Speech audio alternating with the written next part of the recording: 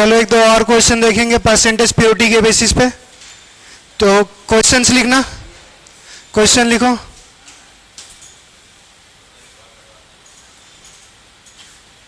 तो एक एग्जांपल करवा ही दें हम, पहले से क्वेश्चंस लिखो, क्वेश्चन लिखो, उसी क्वेश्चन को बता देंगे, वही हो जाएगा हमारे पास। लिखो find out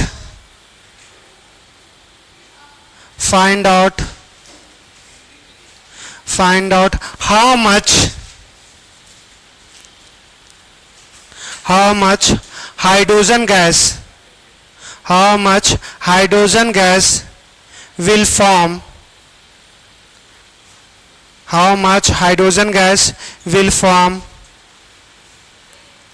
after complete dissociation, complete मत लिखना, after dissociation of ammonia, how much hydrogen gas will form after dissociation of ammonia, NH3।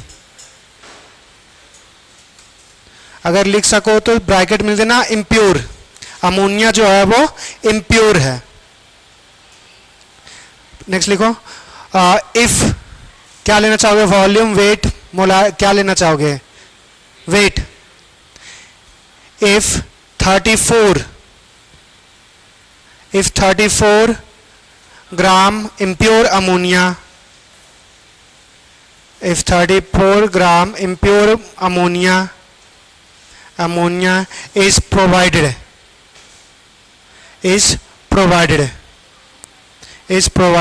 Bracket में लिख लो impurity percentage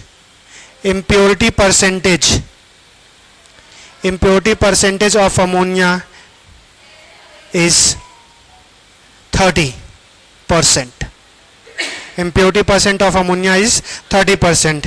चलो इस क्वेश्चंस को देखना क्या है हमारे पास डाटा, उसके बेसिस पे देखो हमारे पास क्या दिया हुआ है, हमारे पास अमोनिया दिया हुआ। अमोनिया कैसा है हमारे पास, इम्प्योर है। और अमोनिया का क्या दे दिया हुआ हमारे पास, वेट कितना दिया हुआ है, 34 ग्राम। कितना दिया हुआ है, 34 ग्राम हमारे पास अमोनिया इम्प्योर है। इसका अगर डिसोसिएशन करेंगे तो हमारे पास नाइट्रोजन गैस और हाइड्रोजन गैस फॉर्म होगा। अब बैलेंस पहले रिएक्शंस करेंगे, इसको 2 से मल्टीप्लाई कर लो, यहाँ पे 3 आ जाएगा, रिएक्शंस बैलेंस हो गया। अब हमारे पास ये और क्या दिया हुआ है, एक तो इसका वेट दे दिया हुआ है और परसेंटेज इम्प्योरिटी दे दिया हुआ है। परसेंटेज इम्प्योरिटी ये कितना दे दिया हुआ है हमारे पास, 30%। तो ऐसा मान सकते हैं कि 70% हमारे पास सैंपल क्या होगा, प्योर होगा। Percentage purity is equals to 70%। अगर 100 ग्राम लेते तो 70 ग्राम क्या होता, प्योर, ऐसा बोल सकते हैं। अगर हमारे पास 100 ग्राम लेंगे, 100 ग्राम हमारे पास अमोनिया लेंगे इम्प्योर, तो हमारे पास क्या होगा, 70 ग्राम क्या होगा, प्योर। तो हमारे पास 1 ग्राम अगर अमोनिया इम्प्योर दिया रहेगा तो इसमें कितना बचेगा, 70/100। तो हमारे पास दिया कितना हुआ है, 34 ग्राम दिया हुआ। तो 34 ग्राम में कितना हो जाता, 70 100 इंटू 34, ये 7 चौक 28 का 8, हाथ में 2 सत्तिया 21 और 2 23, 23.8 ग्राम हमारे पास क्या आ गया, प्योर आ गया। अब जब प्योर पता है, प्योर ही तो रिएक्ट करेगा, इम्प्योर तो प्योर रिएक्ट करेगा, इम्प्योर कुछ नहीं करेगा। तो प्योर हमारे पास पता चल गया कि हमारे पास प्योर है, वो है 23.8 ग्राम। तो अगर ये गिवन वेट है तो क्या यहां से हाइड्रोजन का वेट नहीं पता कर सकते, तो बनाओ, बाकी इतना तो कर सकते हो ना, या तो उस फॉर्मूले में पुट कर सकते थे, purity percentage is equals to, मगर हमारे पास कोई प्रोडक्ट दिया नहीं हुआ है तो उसका फॉर्मूला देखो, हमारे पास प्योरिटी परसेंटेज क्या था, pure sample divide by total taken into 100, तो प्योर हमारे पास सैंपल कितना है हमारे पास पता नहीं है, तो प्योर सैंपल निकालने का वो फॉर्मूला यूज कर सकते थे कि प्योर सैंपल नहीं पता, प्योरिटी परसेंटेज पता है 70, हमारे पास नीचे टोटल सैंपल दे दिया हुआ 34, तो वहां से भी निकाल सकते थे, या यूनिटरी मेथड कर लो। यहां से अगर भाई हमारे पास लास्ट क्लास में फॉर्मूला पढ़े थे ना, प्योरिटी इज इक्वल्स टू हमारे पास pure sample divide by total sample into हमारे पास 100। अब देखो अगर इस फॉर्मूले से भी यूज करते तो वही आता है, या यूनिटरी मेथड कर लो। प्योरिटी दे दिया हुआ था 70, इम्प्योर दे दिया हुआ 30, तो प्योर कितना 70, हमारे पास प्योर सैंपल नहीं पता, टोटल सैंपल दे दिया हुआ था 34 इनटू हमारे पास 100, तो प्योर सैंपल बराबर क्या आ जाता है 70 इंटू 34 डिवाइड बाय 100। तो यहां से भी सॉल्व करते कितना आता है 23.8 ग्राम। तो अगर प्योर पता है तो प्योर से पता कर लो कितना हाइड्रोजन फॉर्म होगा। बागी कर लोगे या ये भी बना दें? परोस देंगे, काइन खाओगे, खुद से कमाओ। यहां से हमारे पास अगर ग्राम में दिया हुआ है तो कितना हो जाता है 14, हमारे पास और 3 17, 17 दूना 34, कोई दूसरा नंबर लेना चाहिए था, कोई मतलब नहीं है। वेट दिया हुआ है तो हमारे पास ये कितना फॉर्म होता 2, एक मॉलिक्यूल फॉर्म होता 2 ग्राम, कितना है 3 मॉलिक्यूल्स, तो ये हमारे पास क्या होता 34 divide by 23.8 is equals to 6 gram by हमारे पास x ग्राम कंसिडर कर सकते हैं। अभी x बराबर क्या हो जाता है 23.8 इंटू 6 बाय 34, सॉल्व करके ले लेना ना, आंसर आ जाएगा।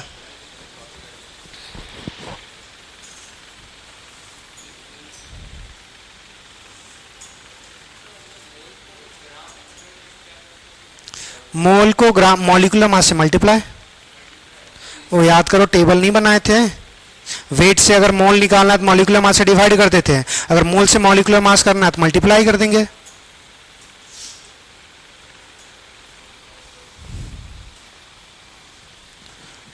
अच्छा ये वेंटिलेशन के लिए दरवाजा ऑन खाली रखे हो? नहीं ठीक है, वेंटिलेशन होना चाहिए, रूम में थोड़ा सा वेंटिलेशन प्रॉब्लम है। अरे एसी कितना ठंडा कर रहा है पता नहीं है, बंद कर दे तो फिर छोड़ दो।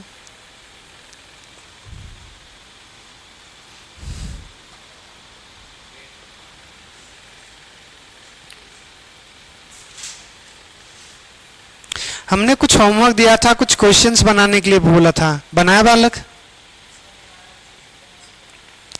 इस नॉन स्कूलिंग है ना, कहीं नहीं दिखता फर्स्ट हाफ में? कितना बना रहा था, जो नहीं बना तो पूछ नहीं लेता तुरंत। थोड़ा सा एफर्ट ट्राई करे। जो नॉन स्कूलिंग है अगर हॉस्टल में पढ़ रहे तो बहुत अच्छी बात है, नहीं पढ़ रहे हैं या नहीं यूटिलाइज कर पाते तो यहाँ दिखे थोड़ा सा।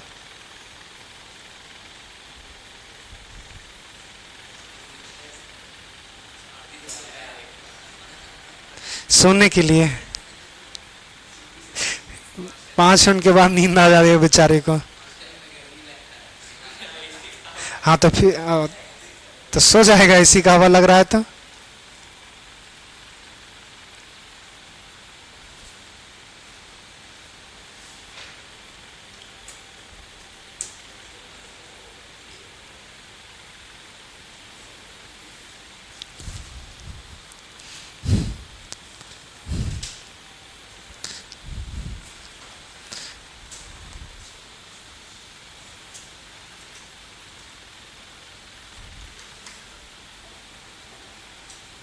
हो गया? तो सॉल्व करते रहना घर में ना रे, तो इसके लिए स्लाइड का जरूरत क्या है? बाकी लोग लिख लिए? चले आगे बढ़े, एक क्वेश्चंस करते हैं।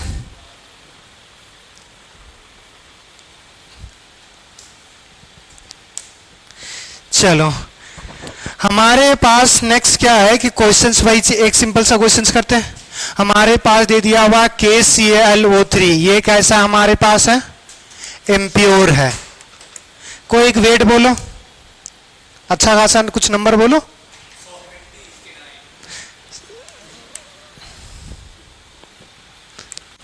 कुछ नहीं, KCl हमारे पास बनेगा और ये हमारे पास क्या बनेगा 3/2O2।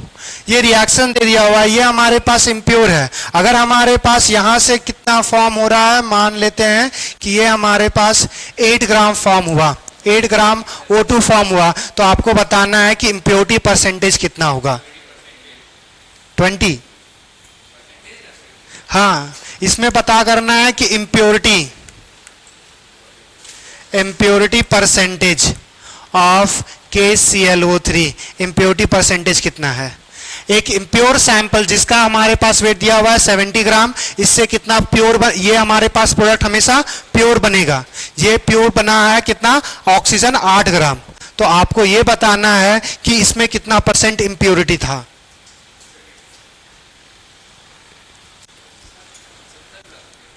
सत्तर ग्राम KClO3 दिया हुआ है।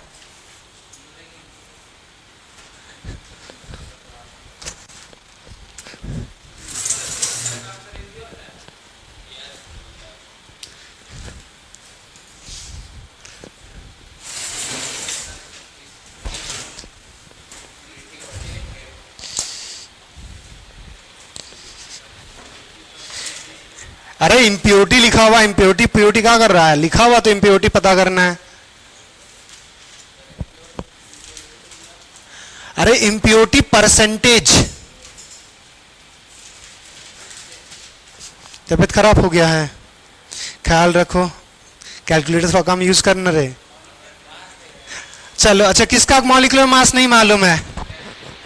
पोटासियम का 39 लेना, क्लोरीन का 35.5, 35 मत लेना, ऑक्सीजन 16।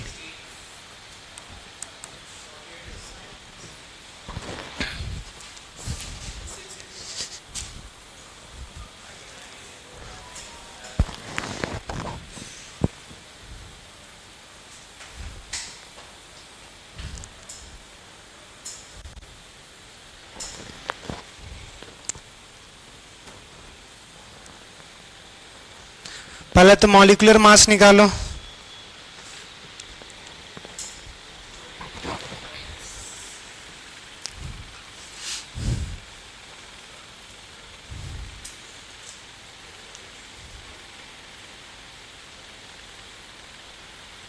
यहां तक पहुंचे नहीं, लास्ट क्लास में था ना रे।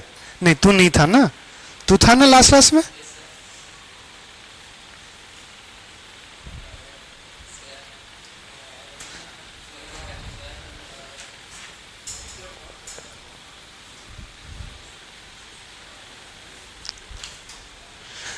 बन रहा है या मैं बनाऊं?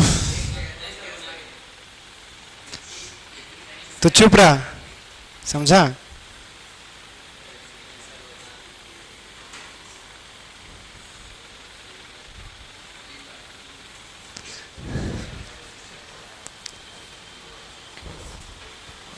कितना आ जाएगा ये, 39 हो गया, 35 हो गया और 48, 122.5, 122.5। सॉल्व करो, इसका वेट निकाल लो कि 8 ग्राम बनाने के लिए इसका कितना वजन चाहिए। जितना वजन आएगा वो क्या होगा, प्योर। तो प्योर घटा दोगे तो बचेगा क्या, सिर्फ इम्प्योर। 8 ग्राम के लिए इसका वजन निकाला, कितना निकाला तो ये हमारे पास जितना वेट आएगा उतना क्या होगा, प्योर। बाकी बात क्या होगा हमारे पास, इम्प्योर। तो अगर मान के चलो यहां से आ गया 50 ग्राम, 50 ग्राम प्योर होना चाहिए, तो 30 ग्राम क्या हो गया, इम्प्योर। तो इम्प्योरिटी परसेंटेज कैसे निकालते थे, impure sample divide by total sample, 100 से मल्टीप्लाई कर देते थे।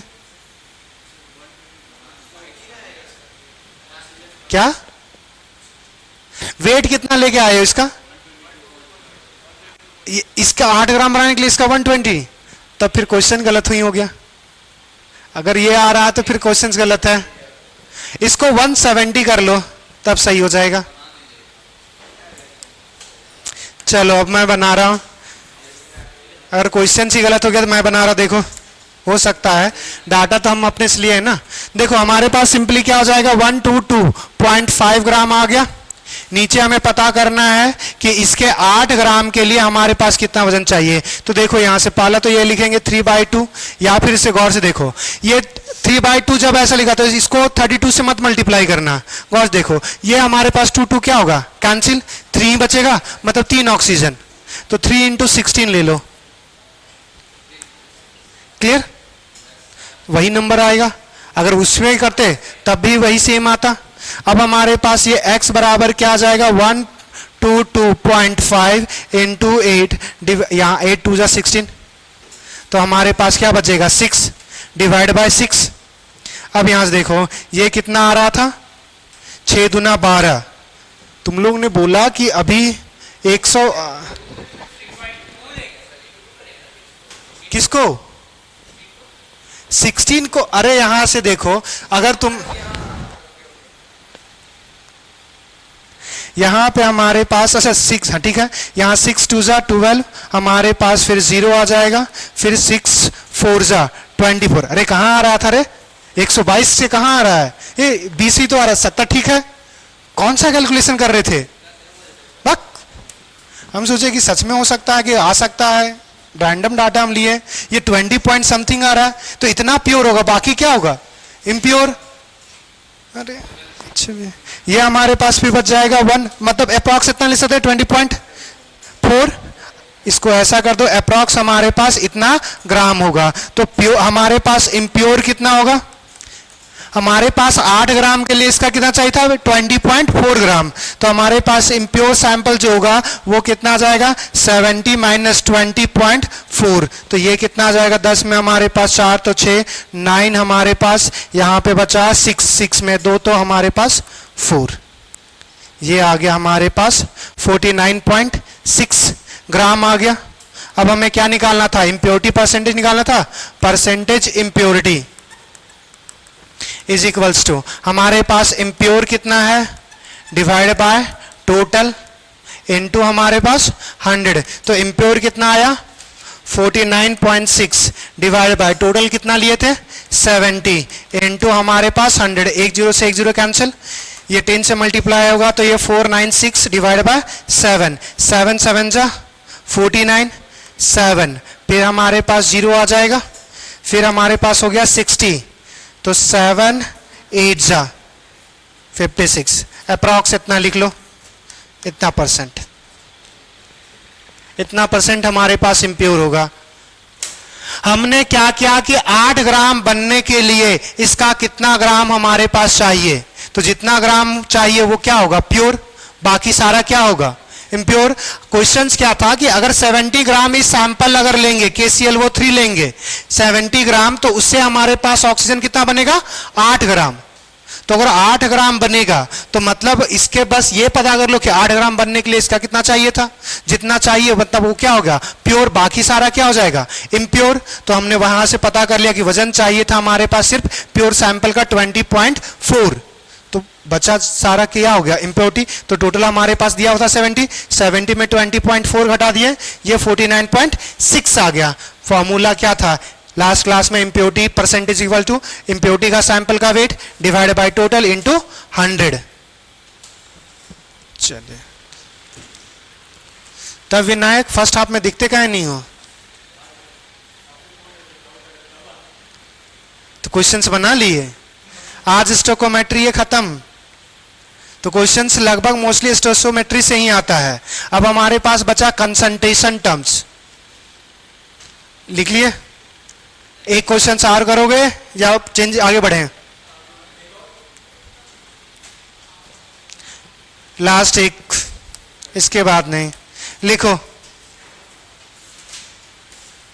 Impure sample of benzene, impure sample of benzene, benzene C6H6 लिखे, H6 बेंजीन लिखना आता है ना, यही बेंजीन है, इसी का यूज करेंगे C6H6 का। impure sample of benzene after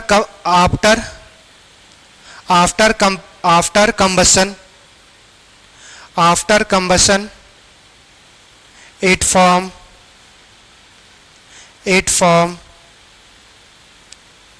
18 gram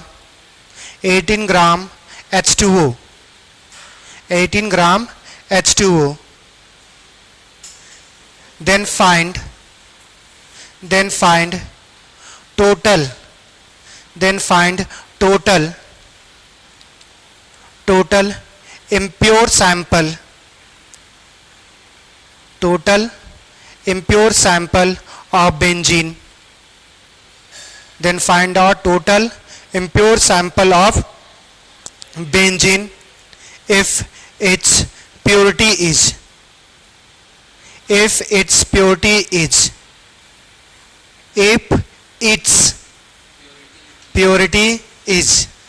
spelling भी बोल रहे, if its purity is, कितना नंबर ले ले, 50 से ज्यादा बोलो, ऐसा नंबर लो जो कट जाए, या फिर 6.8 लिखो। नहीं बहुत का छोटा नंबर हो जाएगा, 50 से हम खुद ऊपर बोल रहे हैं, 60 लिखो, 60। हाँ कुछ किसी से भी हो बहुत ज़्यादा, हाँ 60% कि जो हमारे पास प्योरिटी सैंपल है। तो क्वेश्चंस क्या है, देखो रिएक्शंस अभी आपको लिखना है, अगर आ गया होगा तो बहुत अच्छी बात है, और हमने रिएक्शंस लिखवाया भी है।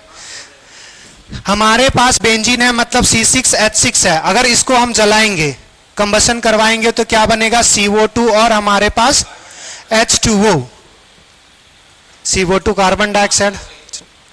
6 कार्बन है तो इधर भी 6 चाहिए, 6 हाइड्रोजन है तो इधर चाहिए हमारे पास 3, और दूसरा हमारे पास ऑक्सीजन कितना, 6 दूना 12, 12 और 3 हमारे पास 15, तो यह आ जाएगा 15/2। तो ये हमारे पास इसका इम्प्योर, हमारे पास वाटर कितना बन रहा है, 18 ग्राम, 18 ग्राम हमारे पास प्योर वाटर फॉर्म हो रहा है, और इसका जो प्योरिटी दे दिया हुआ है, कितना दिया हुआ है, 60% हमारे पास क्या है, ये प्योर है। तो आपको ये बताना है कि 18 ग्राम बनाने के लिए हमारे पास इसका कितना सैंपल लेना पड़ेगा। प्योरिटी तो दे दिया हुआ है 60%, तुम्हें यह पता करना है कि इम्प्योर सैंपल कितना वजन होगा।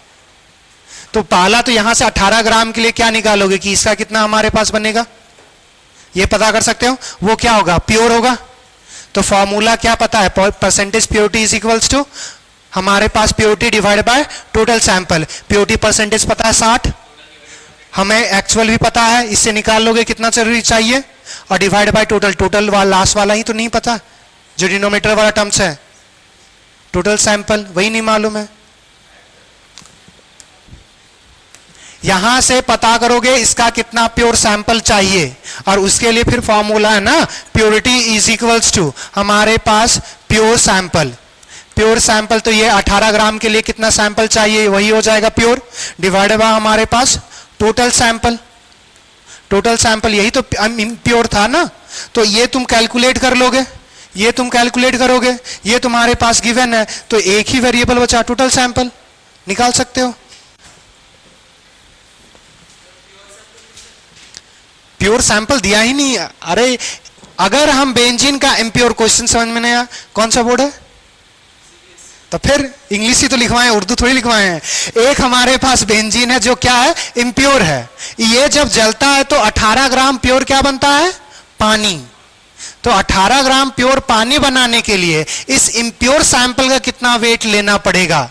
अब इसका परसेंटेज प्योरिटी दे दिया हुआ है कितना है, 60, तो ये प्योरिटी दे दिया यहां पे 60, ये पता नहीं कर सकते 18 ग्राम के लिए कितना वजन चाहिए, तो वही तो प्योर सैंपल हो जाएगा।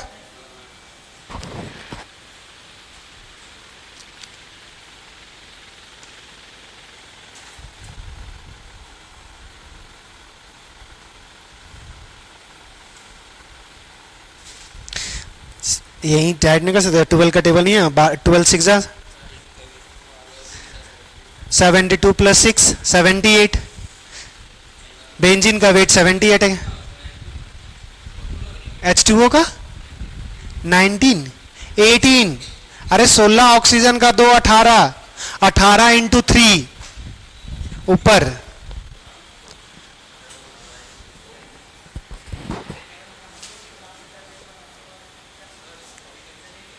रुक जाओ, अरे तू करना, तू अपना कर, बनाते रहा, हम बस देख रहे हैं।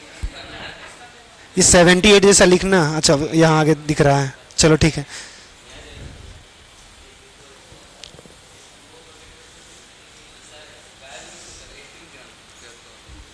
अरे इसका लोगे ना स्टैंडर्ड 18 बाय हमारे पास क्या आ जाएगा, ऊपर कितना 3 टाइम्स ऑफ वाटर का वेट कितना हो जाएगा 18।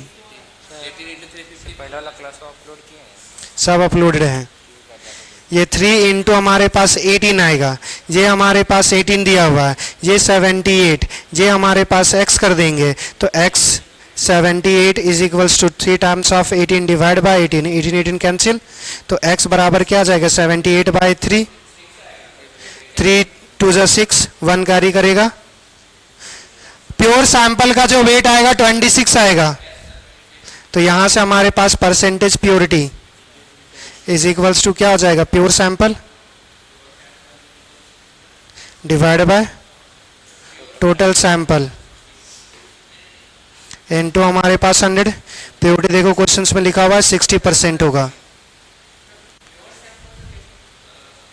26 निकाला वो क्या है, प्योर ही तो है, टोटल सैंपल निकालना है।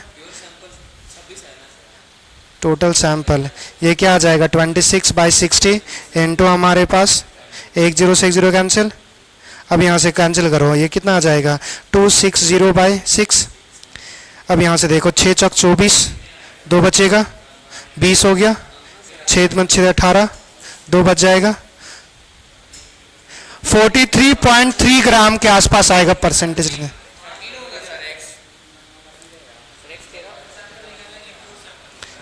अरे हमें इम्प्योर सैंपल निकालना, टोटल सैंपल की बेंजीन का कितना लेंगे टोटल वेट, हाँ इम्प्योर का ही निकालोगे,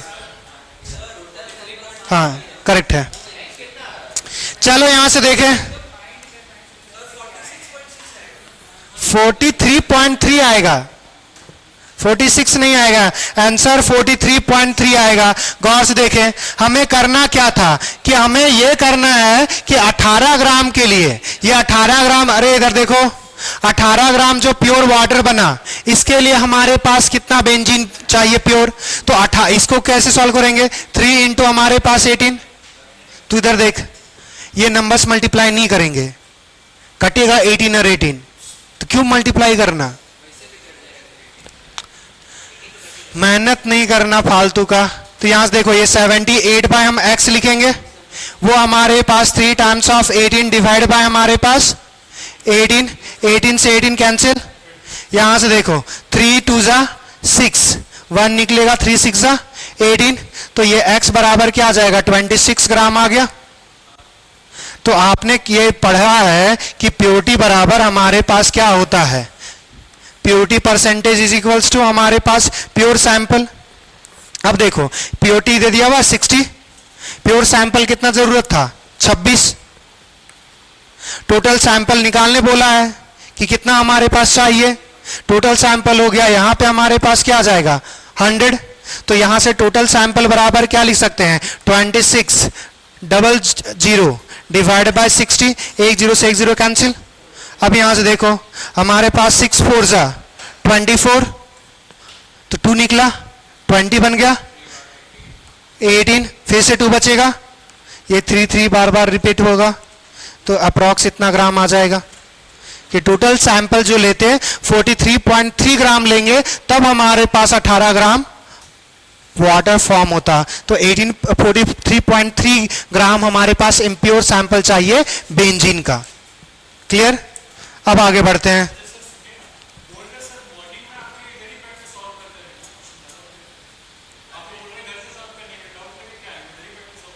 तो घर में जाके पढ़ोगे नहीं, तो घर में नहीं पढ़ोगे। चलो अब नेक्स्ट देखना, हमारे पास ऑडियोमेट्रिक कुछ नहीं होता, जिसमें जो केमिकल रिएक्शंस है अगर उसमें कहीं पे भी हमारे पास अगर एब्जॉर्प्शन आ जाए, अगर कहीं पे एब्जॉर्प्शन आ जाए या गैसों का जो हमारे पास जो केमिकल रिएक्शन जिसमें गैस का हम लोग एनालिसिस करेंगे, जो भी रिएक्शन हो जिसमें हमारे पास गैस का एनालिसिस करेंगे या गैस अगर एब्जॉर्ब होगा तो उसी को हम लोग बोलते हैं ऑडियोमेट्री। तो गैस का जो गैसियस रिएक्शंस जिसमें एब्जॉर्प्शन इन्वॉल्व हो उसी को हम लोग क्या बोलते हैं ऑडियोमेट्री, ईडियो या ऑडियो जो बोलो।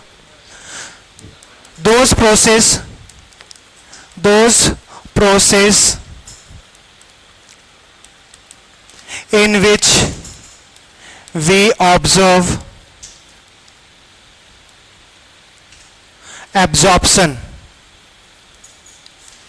एब्जॉर्प्शन समझ में आता है? जैसे अगर कहीं धूल उड़ता है तो सेटल होता है, वो धूल सेटल हो रहा है जो सरफेस पे, वही हो गया हमारे पास एब्जॉर्प्शन, किसी चीज को एब्जॉर्ब कर लेना। दूसरा आप समझते हो कि ऑनलाइन शॉपिंग तो सबने किया है, ऑनलाइन शॉपिंग सबने किया, तो उसमें अगर नहीं किया है तो अगर इलेक्ट्रॉनिक सामान मंगाओ या फिर अगर शूज मंगाओ, कपड़े मंगाओगे, तो उसमें सिलिकॉन का पाउडर देगा या तुम्हारे पास वो बॉल्स देंगे। वो क्या करता है? मॉइस्चर को एब्जॉर्ब करता है। वो मॉइस्चर को एब्जॉर्ब कर रहा है तो गैस को एब्जॉर्ब कर रहा है, तो वही हो गया, सीधा सिंपल। तो ऐसा हमारे पास प्रोसेस जिसमें हम लोग ऑब्जर्व करेंगे ऑब्जॉर्प्शन ऑफ गैस को, ऑब्जॉर्प्शन ऑफ गैस को, उसी को बोलेंगे इट इज नोन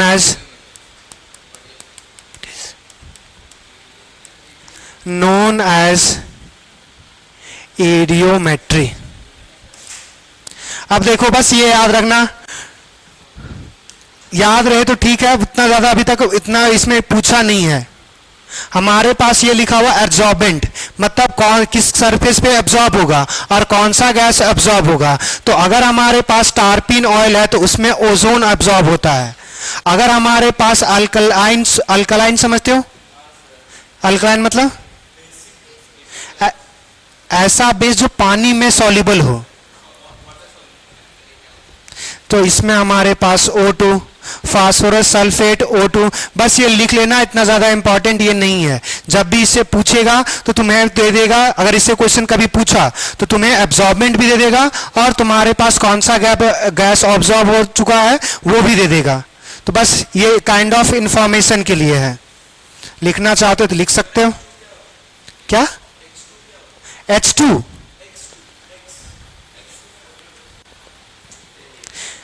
X मतलब होता है हैलोजेंस।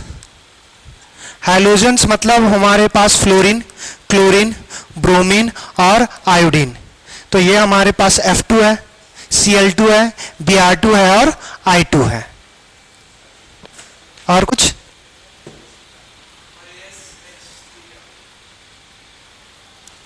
कहां पे है? TH3 कहां है रे? AS। जिसे अमोनिया देखे हो, अमोनिया में जाओगे तो प्योरिटी टेबल्स में अगर ग्रुप, ये ग्रुप 15 है, ग्रुप 15 है, उसमें एलिमेंट्स होते हैं। याद करने का तरीका, नाना पाटेकर, ऐश्वर्या, सब बीमार। तो इसका जब हाइड्राइड्स लोगे तो ये क्या बनाएगा? NH3, PH3, SH3, SB, H3, Bi, H3। तो बस इसका हाइड्राइड्स कंपाउंड है और कुछ नहीं, एलिमेंट्स है। Arsenic, arsenic. लिखना चाहते तो लिख सकते हो, मगर इतना ज्यादा इंपॉर्टेंट नहीं है, बस इंक्लूड कर दिए हैं। स्लाइड तो भेज ही देते, फोटो लेने का जरूरत है। बस ये चीज लिख लो, कहीं पे अगर यूज होगा तो टर्म मालूम होना चाहिए। ये वाला इतना ज्यादा इंपॉर्टेंट नहीं है। एक ही बार पूछा हुआ है, वो चारकोल का पूछा था। तो चारकोल के केस में हमारे पास पूछा था, कुछ समथिंग गैस एब्जॉर्ब कर रहा था, एग्जैक्ट क्वेश्चन से याद नहीं है। तो एक चारकोल का एक बार पूछा, उसके अलावा कभी कुछ क्वेश्चन से नहीं पूछा हुआ है। तो उसमें एब्जॉर्बेंट दे दिया था चारकोल, और उसमें कौन सा गैस एब्जॉर्ब हो रहा था वो भी दे दिया हुआ था। तो उसमें पूछा था पर ग्राम कितना हमारे पास एब्जॉर्ब होगा। अच्छा, यही क्वेश्चन शायद लग रहा है क्या? नहीं, ये नहीं है। देखो यहां से आप क्वेश्चन देखना, ये जेई मेंस 2012 में पूछा हुआ है। देखो क्या हुआ है हमारे पास, when CO2 is pass over hot red hot coke, मतलब सीधा सिंपली क्या है, कोयला, कोयला को गर्म कर दोगे और उसमें हम लोग क्या पास कर रहे हैं, CO2।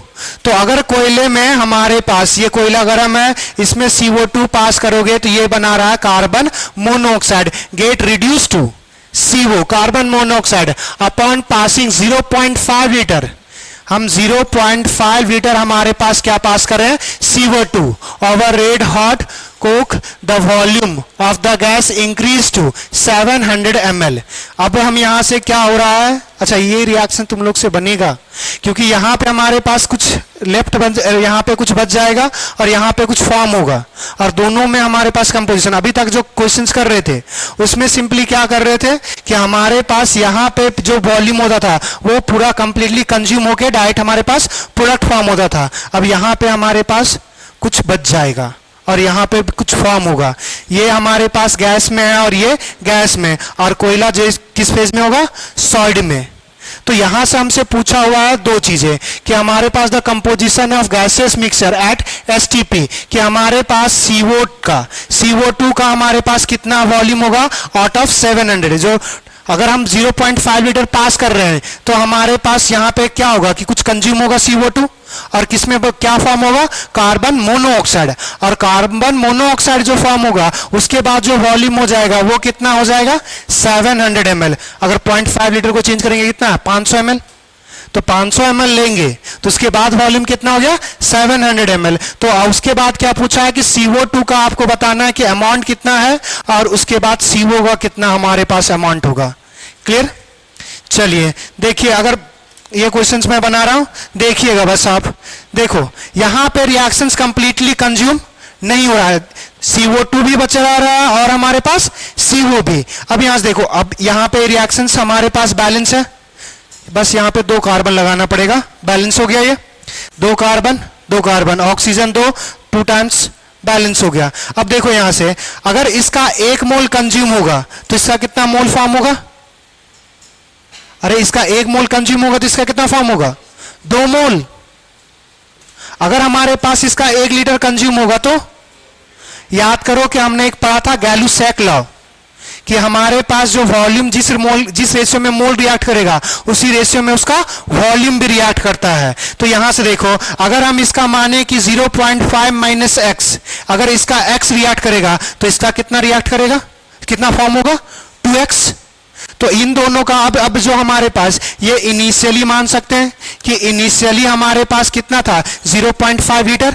फाइनल हमारे पास क्या होगा कि इस हमारे पास 0.5 लीटर में कुछ x कंज्यूम हुआ होगा और यहाँ पे 2x लीटर फॉर्म हुआ होगा। और ये हमारे पास लिखा हुआ है देखो कि फाइनल वॉल्यूम, जो हमारे पास total volume of gas increase to 700। तो फाइनल जो हमारे पास वॉल्यूम होगा वो हमारे पास ऐसा लिख सकते हैं कि 0.5 माइनस एक्स प्लस हमारे पास 2x इज इक्वल्स टू हमारे पास क्या हो जाएगा, 700। क्या ये बात समझ में आया? ये जो यहां पे टर्म्स लिखे हैं x और ये 2x, ये बात समझ में आया? गैलू-सैक लॉ में हमने क्या बोला था कि अगर जिस रेशियो में उसका मोल रिएक्ट करेगा उसी रेशियो में उसका वॉल्यूम भी रिएक्ट करेगा। तो अगर हमारे पास इसका 1 मोल इसका 2 मोल फॉर्म करेगा, ऐसा लिख सकते हैं। याद करो स्टोइकोमेट्री में सबसे फर्स्ट क्लास में ये लिखे थे हम लोग, ये इसका 1 मोल इसका हमारे पास 2 मोल फॉर्म करेगा। तो अगर लीटर के टर्म्स में लिखना चाहोगे तो 1 into 22.4 litre into 2 times of 22.4 litre. अगर सेम नंबर से डिवाइड और मल्टीप्लाई करें दोनों साइड तो कोई फर्क, तो 22.4 से डिवाइड कर दे तो 1 लीटर अगर रिएक्ट करेगा तो इसका 2 लीटर फॉर्म होगा। तो अगर इसका x लीटर रिएक्ट किया, हमें नहीं पता ना कितना अमाउंट कंज्यूम हुआ, तो अगर इसका x लीटर कंज्यूम होगा तो इसका 2x लीटर फॉर्म होगा। तो अब हमारे पास यही लिखा हुआ, तो जब रिएक्शंस करेगा तो वॉल्यूम कितना हो जाएगा, 700। तो दोनों को अगर ऐड कर देंगे तो हमारे पास कितना हो जाएगा, 700। अब 700 यहां पे देखो हमने ये लीटर में लिया है तो ये 0.7 लीटर आ जाएगा, क्योंकि हमने वो 500 नहीं लिया था, 500 ml नहीं लिया था, वो 0.5 लीटर लिया है। तो 700 ml को 0.7 लीटर लिख सकते हैं। अब यहां देखो, क्या हमारे पास एक ही वेरिएबल है x, एक ही इक्वेशन है, एक वेरिएबल एक इक्वेशन, सॉल्व किया जा सकता है। यहां से देखो ये हमारे पास क्या बच जाएगा, x बचेगा, x बराबर यहां देखो 0.5 प्लस में उधर जाएगा तो माइनस में, तो अगर घटेगा तो हमारे पास क्या बचेगा, 0.2 ये लीटर। तो x का वैल्यू क्या आ गया, 200 ml। अब यहां से देखो हमारे पास CO का जो वॉल्यूम ऑफ CO कितना था, 2x। फाइनल केस में वॉल्यूम कितना था, 2x। तो हमारे पास x का जो वैल्यू है वो 200 है, तो ये कितना हो जाएगा हमारे पास, 400 ml। वॉल्यूम ऑफ CO2 ये कितना है, हमारे पास पहले था 0.5, अब उसमें क्या घट रहा है हमारे पास x, तो 0.5 x लीटर में कितना है 0.2, तो ये कितना फॉर्म होगा हमारे पास 0.3, मतलब ये इतना लीटर फॉर्म होगा, तो इसको हमारे पास 300 ml, तो CO2 हमारे पास होगा 300 ml और हमारे पास CO होगा वो 400 ml। Option number first. क्या बात समझ में आया, लिख लीजिए। तो यहां पे आपका गैलुसैक लॉ यूज हुआ था और इसको भी हम लोग हमारे पास कौन सा था, आइडोमेट्री प्रोसेस, ईडोमेट्री था ना, हाँ, तो वो प्रोसेस बोल सकते हैं क्योंकि सेम चीज हो रहा है हमारे पास। गौर से देखो, हमारे पास कोयला एब्जॉर्ब ही तो कर रहा था CO2 को, तो एब्जॉर्ब कर रहा है, तो वही सेम का हो गया। तो गैसेस कोई भी रिएक्शंस हो, अगर उसमें एब्जॉर्प्शन हो रहा है तो वो प्रोसेस है, मगर उसके लिए स्पेशल कुछ नहीं पढ़ना है, सेम जो पढ़ रहे थे उसी के बेसिस पे क्वेश्चन सॉल्व करेंगे।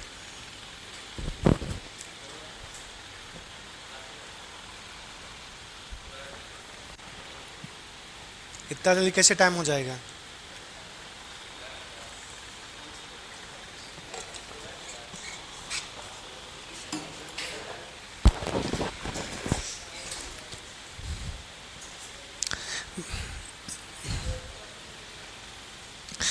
बढ़े आगे। अच्छा, स्लाइड ही इतना ही है, कोई बात नहीं। अरे कैसे आगे, अभी और पढ़ना है ना।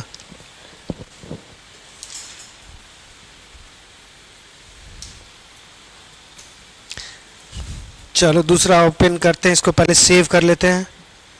से एक्सपोर्ट PDF,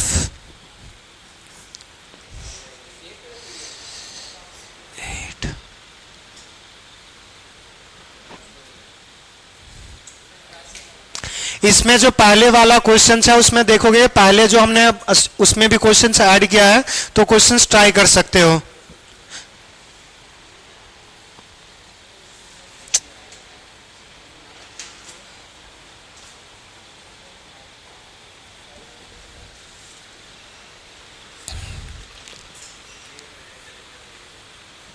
कंसंट्रेशन टर्म्स। अब हमारे पास पढ़ना है कंसंट्रेशंस। अब इससे पढ़ने से पहले दो तीन चीजें मालूम होना चाहिए। क्या आपको सॉल्यूट मालूम है, सॉल्यूट, सॉल्वेंट और सॉल्यूशन। तो अब हम लोग क्या पढ़ने वाले, कंसंट्रेशन टर्म्स। कंसंट्रेशन टर्म्स होता क्या है वो थोड़ा समझना, कि किसी भी सॉल्यूट में, किसी भी सॉल्यूशन में सॉल्यूट का अमाउंट अगर हम जिससे इंडिकेट करेंगे वही हमारे पास है कंसंट्रेशन टर्म्स। जैसे अगर हमारे पास दो ग्लास है, एक में हमने 1 चम्मच डाला, दूसरे में हमने 2 चम्मच डाला, तो जो भी ये अमाउंट बताएगा कि कितना अमाउंट हमारे पास सॉल्यूट का सॉल्यूशन में डिसॉल्व है, जो भी टर्म्स ये इंडिकेट करेगा वही क्या है हमारे पास, कंसंट्रेशन टर्म्स। क्या बात समझ में आया। सॉल्यूट को सॉल्वेंट में डालेंगे तो डिसॉल्व ही होगा। तो अगर ये पढ़े हो ना, जैसे अगर हमारे पास सॉल्यूट, ये सिंपल सा पढ़े होगे, सॉल्यूट प्लस सॉल्वेंट, ये दोनों को मिलाओगे तो क्या बनेगा हमारे पास, सॉल्यूशन। तो कंसंट्रेशन टर्म्स क्या है कि किसी भी सॉल्यूशन में हमारे पास सॉल्यूट का जो अमाउंट बता दे वही हमारे पास क्या हुआ, कंसंट्रेशन टर्म्स। तो those terms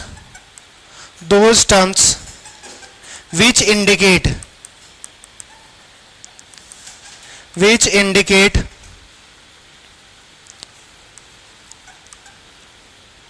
amount of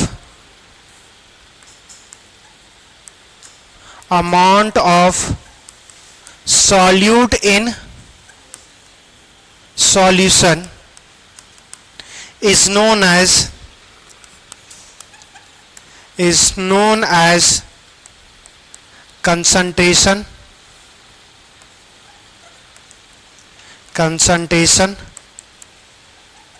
terms. इसका एग्जाम्पल हमारे पास by percentage,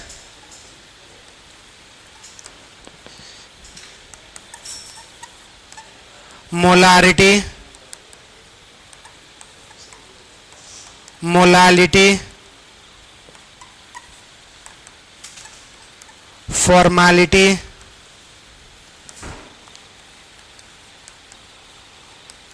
normality, parts per million,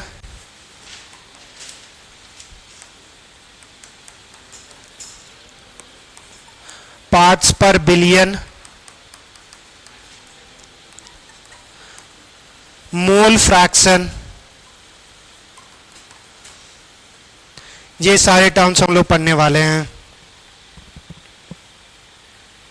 लिख लीजिए। तो ये सारे जो हमने लिखा हुआ है वो बताएगा कि किसी भी सॉल्यूशन में हमारे पास सॉल्यूट कितना डिसॉल्व है, उस चीज को इंडिकेट करने के लिए यूज किया जाएगा।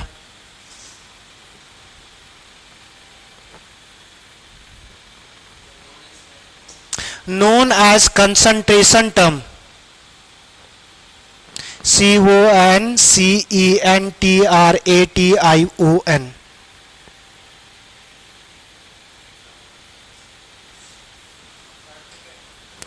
मोलालिटी,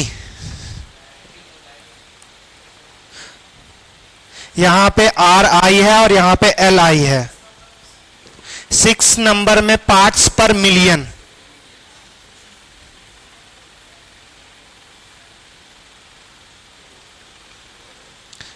7th में पार्ट्स पर बिलियन है।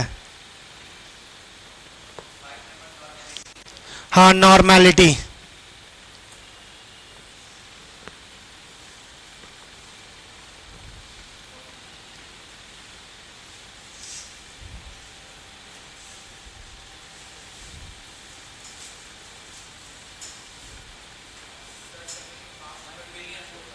हाँ, parts per billion, parts per million, parts per billion,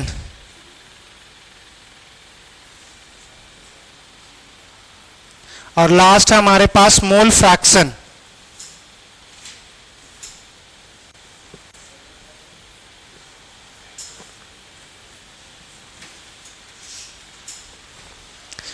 हो गया फ्रैक्शन। चलिए बढ़े आगे, एक एक करके हम लोग देखेंगे। सबसे पहला हमारे पास है बाय परसेंटेज। परसेंटेज वाला देखो, लास्ट क्लास में भी एक बार बताए थे फ्रैक्शन और परसेंटेज। कितने लोगों को याद है फ्रैक्शंस मतलब, परसेंटेज मतलब क्या होता है कि कोई भी चीज हमारे पास 100 में कितना, आउट ऑफ 100 कितना, वही बताता है परसेंटेज। जैसे 2 रुपए परसेंट, अगर 2 रुपए का इंटरेस्ट लग रहा है तो वो बताता है अगर 100 रुपये लोगे तब वो तुम्हें 2 रुपए का इंटरेस्ट भरना पड़ेगा। तो जब, या फिर अगर आप जैसे मार्क्स लेके आए हो, आपका अगर 70% है, 80% है, 90% है, तो आपने एग्जाम जो दिया हुआ होगा वो 500 का दिया होगा, मगर परसेंटेज जब निकाल रहे हैं तो ये बता रहा है कि अगर वही एग्जाम, अगर आप जहां पे 500 का, अगर वहीं पे 100 का एग्जाम देते तो 100 में आपका कितना आता, वो बताता है परसेंटेज। दूसरा होता है फ्रैक्शंस। फ्रैक्शंस क्या बताता है कि एक में कितना, आउट ऑफ 1, यूनिटी में कितना, एक में हमारे पास कितना होगा। जैसे याद करो कि आपने कुछ ऐसा बचपन में किया होगा जब सबसे पहली बार आपने फ्रैक्शंस पढ़ा था।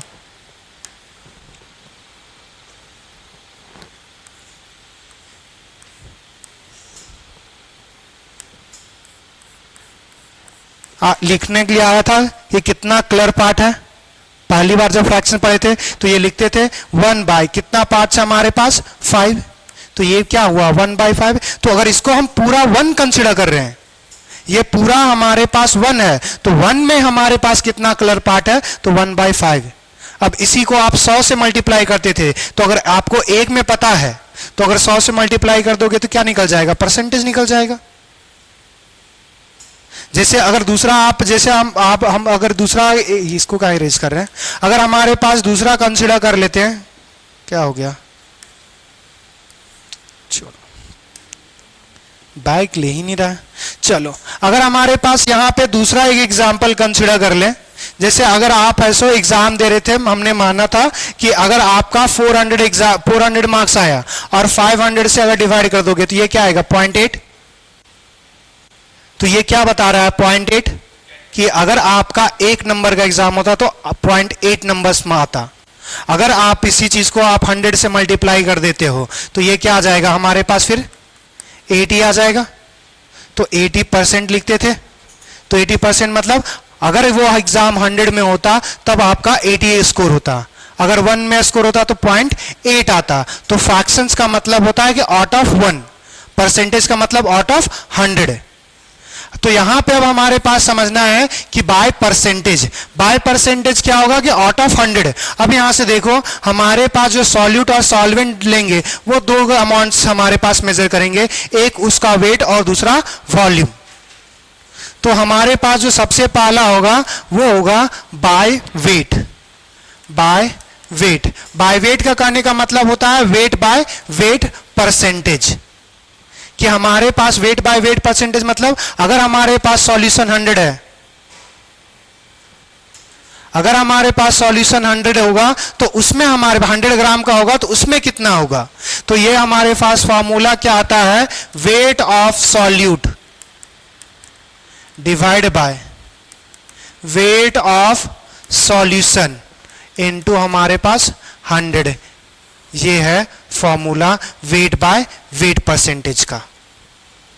जैसे एक क्वेश्चंस लेते हैं, हमारे पास 10 ग्राम ऑफ कोई कंपाउंड्स बोलना CH3, नहीं, ये तो हमें क्या डिसॉल्व करना है ना, तो उसी जैसा लेना पड़ेगा कि सॉल्यूट हमारे पास डिसॉल्व होना चाहिए। ले लेते हैं NaCl, 10 gram of NaCl dissolve in हमारे पास 19 ग्राम ऑफ वाटर, ये दे दिया हुआ। तो अगर हमारे पास यहां से वेट बाय वेट परसेंटेज निकालना है, वेट बाय वेट परसेंटेज अगर निकालना है तो हमारे पास क्या हो जाएगा, वेट ऑफ सॉल्यूट। सॉल्यूट कौन है, नमक। तो नमक हमारे पास, नमक का वेट कितना है 10 ग्राम। हमारे पास वेट ऑफ सॉल्यूशन कितना हो जाएगा, वेट सॉल्यूशन कितना हो जाएगा 90, 100 होगा। देखो ये हमारे पास पानी है, सॉल्यूशन जो बनेगा वो सॉल्यूट प्लस सॉल्वेंट। तो ये सॉल्यूट 10 ग्राम, सॉल्वेंट हमारे पास 90 ग्राम, तो ये ऐड हो जाएगा। अभी हमने कुछ देर पहले पढ़ा कि solute plus solvent is equals to solution. तो अगर हमारे पास 10 ग्राम नमक ले रहे हैं और हमारे पास 90 ग्राम पानी ले रहे हैं तो दोनों को ऐड करोगे तो वजन हमारे पास 100 होएगा। मगर दूसरा बात याद रखना, अगर हमारे पास ये लिखा हुआ है कि 10 ग्राम हमारे पास नमक ले रहे हैं और उसको 100 ml में डिसॉल्व कर रहे हैं या कोई भी वॉल्यूम लिखा हुआ है तो वॉल्यूम में चेंज नहीं आएगा। क्यों नहीं आता, क्यों लिक्विड और लिक्विड के पार्टिकल के बीच स्पेस होता है। लिक्विड और लिक्विड के पार्टिकल के बीच स्पेस होगा तो जो हम सॉल्यूट डालेंगे वो हमारे पास उस स्पेस में एक्वायर कर जाएगा। उसको बोलते हैं इंटरस्टिशियल स्पेस, कि अगर दो एटम्स के बीच जो स्पेस होगा उसके बीच का जो खाली जगह होता है उसको बोलते हैं इंटरस्टिशियल स्पेस। तो अगर मान के चलो कि अगर यहाँ पे 3 लोग बैठ सकते हैं, एक बंदा आया और यहाँ पे बैठ गया तो पीछे गया ही नहीं। सेम चीज होता है कि तो वॉल्यूम में हमारे पास चेंज नहीं होगा। अगर हमने नमक डाल रहे हैं और नमक डाल रहे हैं तो अगर उसमें वॉल्यूम में तब चेंज आएगा जब हमारे पास जितना वॉल्यूम पहले से था उससे एक्स्ट्रा वॉल्यूम एक्वायर कर ले। मगर हम क्या बोल रहे हैं कि नमक जब डालोगे, अगर लिक्विड का वॉल्यूम दिया हुआ है तो उसमें हमारे पास सिंपली क्या होगा कि उसके बीच में जो इंटरस्टिशियल स्पेस होगा उसमें एक्वायर कर जाएगा, बीच में एक नया एरिया नहीं एक्वायर करेगा। जैसे अगर हमारे पास ये बॉटल है, यहां पे हमारे पास मान के चलो कि ऐसे वाटर के मॉलिक्यूल्स अगर होंगे तो यहां पे हमारे पास जो सोडियम होगा वो बीच में यहां कहीं आ जाएगा, वो एक्स्ट्रा स्पेस नहीं करेगा। अगर एक्स्ट्रा स्पेस नहीं लेगा तो ये जो वाटर का लेवल था वो राइज नहीं करेगा। तो जब सॉलिड को लिक्विड में डालेंगे तो वॉल्यूम में चेंज नहीं होगा, मगर मास और मास अगर है तो वो मास ऐड हो जाएगा। तो हमारे पास जो मास ऑफ सॉल्यूशन हो जाएगा वो 10 प्लस हमारे पास 90 और फॉर्मूले का हमारे पास 100। तो ये हमारे पास 100 और 100 कैंसिल हो जाएगा तो आ जाएगा हमारे पास 10%। क्या बात समझ में आया? तो इस केस में कोई मॉलिक्यूलर मास नहीं निकालना है, सिंपली देखना है वेट ऑफ सॉल्यूट कितना है, वेट ऑफ हमारे पास सॉल्यूशन कितना है, और उसको 100 से मल्टीप्लाई करना है। तो ये हो गया हमारे पास वेट बाय वेट परसेंटेज, या फिर एक सीधा सिंपल लिखेगा बाय वेट, लिख लीजिए।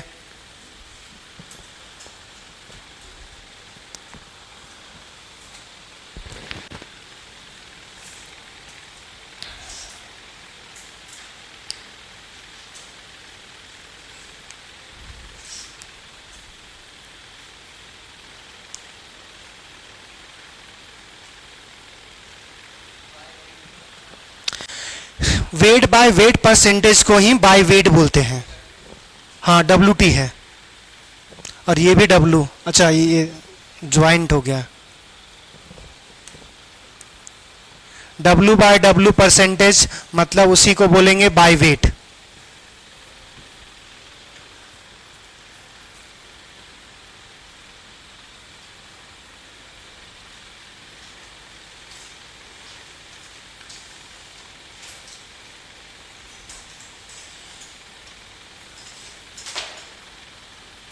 हो गया।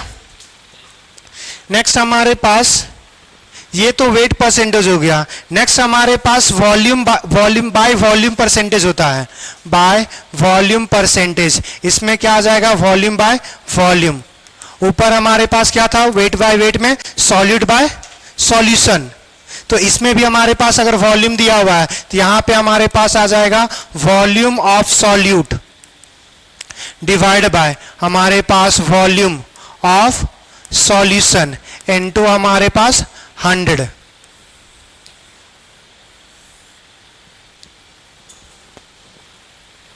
अच्छा यहां पे लिख देते हैं बाय वॉल्यूम।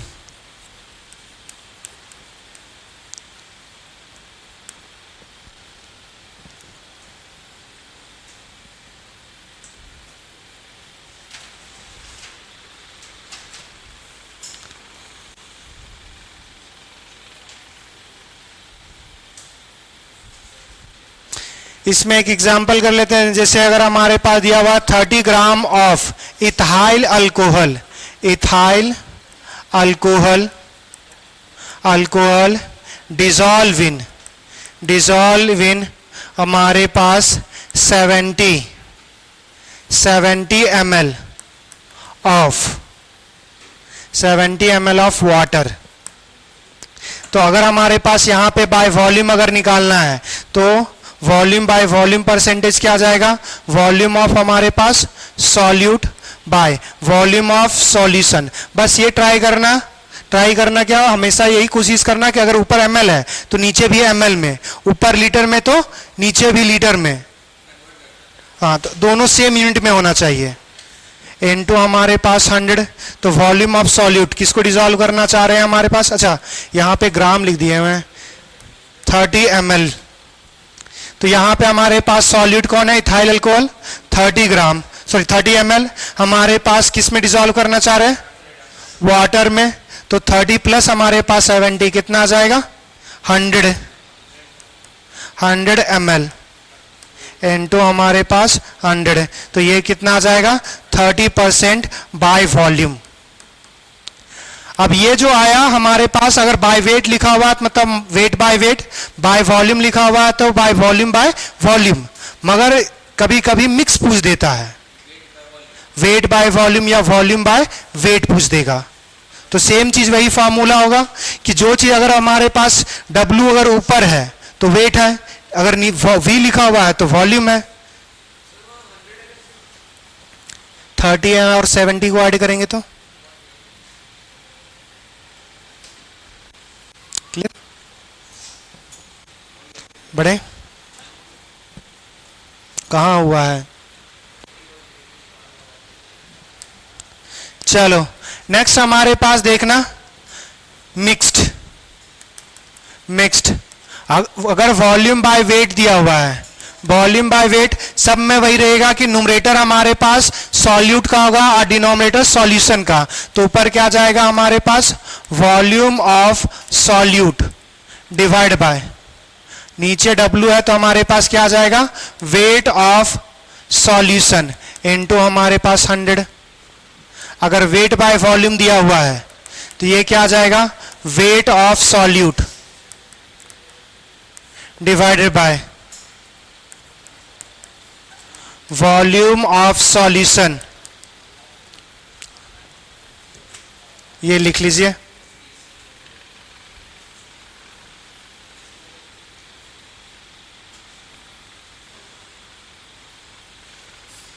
और एक क्वेश्चन से घर से करके आइए। क्या चीज?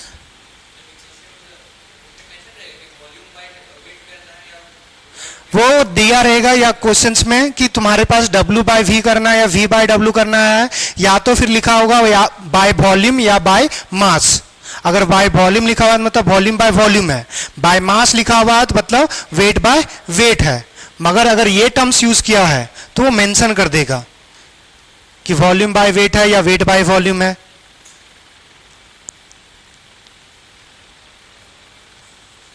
एक क्वेश्चंस लिखना, घर से करके आना। लिखो find out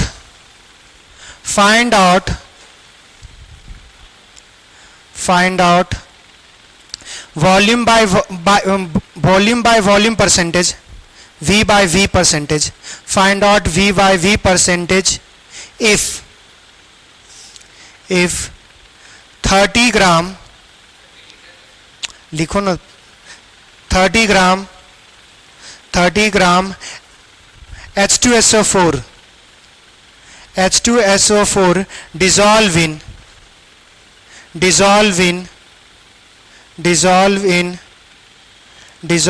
in 40 ml of water, 40 ml of water, and density of H2SO4,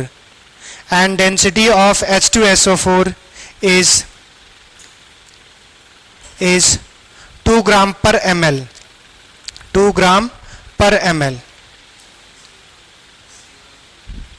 clear? चलिए मिलते हैं नेक्स्ट क्लास में। Thank you everyone.